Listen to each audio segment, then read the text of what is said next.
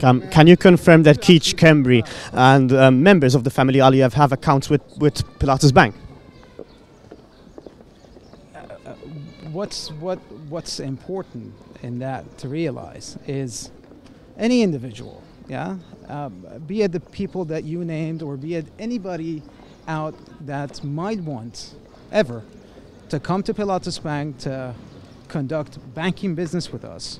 Can you confirm that Keith Schembri, the Chief of Staff of the Prime Minister... I'll get to your next question, In today's banking, everything is auditable, Everything else around it. Simple question, yes or no question. Does Keith Schembri, the Chief of Staff of the Prime Minister, along with members of the family Aliyev, have accounts with Pilatus Bank?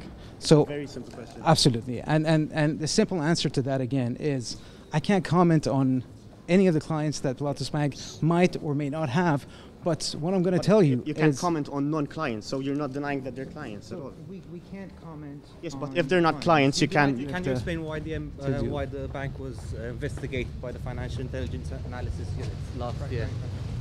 I can't make any comments about any investigations or any inspections, for that matter, as it relates to the regulators.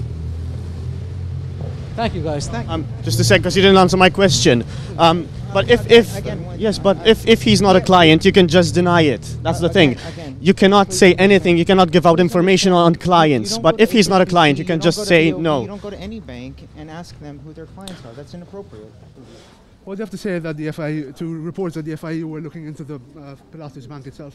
So obviously, you have to refer that to the FIU, But you're the chairman of the bank. Right. So and you also know that I'm not at the liberty to discuss that with you. That's either that's prior, in the future, ongoing.